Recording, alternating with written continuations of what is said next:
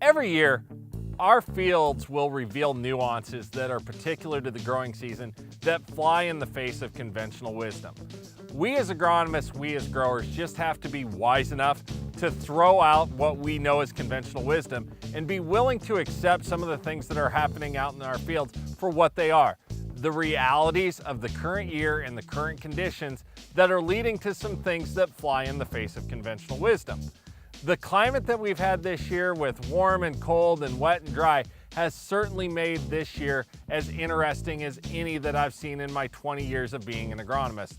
And I think it's safe to say that for me personally, I feel like at times I know less about soybeans in particular than I did 15 years ago. But at the same time, soybeans have revealed a lot of nuances to themselves and a lot of intricacies that I didn't know a long time ago.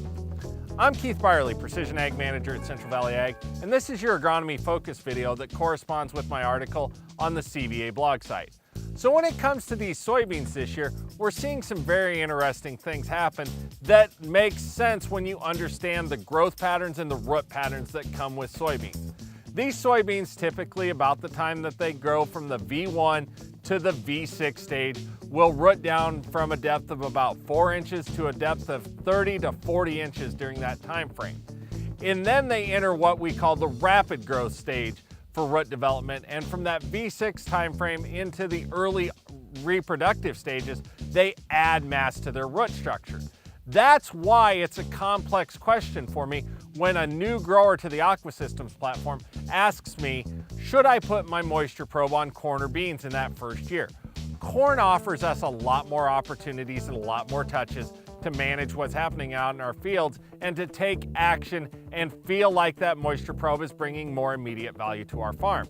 However, the way that these roots develop on these plants and the way that they branch out and they tap down really mean that soybeans don't give us many opportunities and don't give us a lot of information until late in the month of July. But once we get to that point, we have more opportunity to add yield and profit to our soybeans by managing the moisture properly than we do on corn. So this year, we have something going on in our soybeans that I'm calling the hourglass root complex. And what I mean by that is, typically on a soybean root plant, we'd expect to pull about 65% of our moisture from the top foot, about 25% of our moisture from that second foot, and the remainder of the moisture down deep in foot 3 and 4, and so on down there, all the way up to probably about 60 inches when we don't have hard pans that inhibit our root development. This year, however, we're seeing about 85% of our moisture come in that top foot, but then we've got nothing happening in the second foot, and we've got about 15% of that moisture coming out of the third foot of our roots. So what this means is that we have to turn on our sensors in that second foot, but we're not pulling any moisture out of it.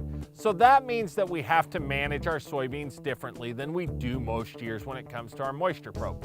Again, this isn't a surprise, it's just one of the challenges that reveals itself when we take time to turn on sensors and explore the options that we have out there. So that's really my call to action to you for today.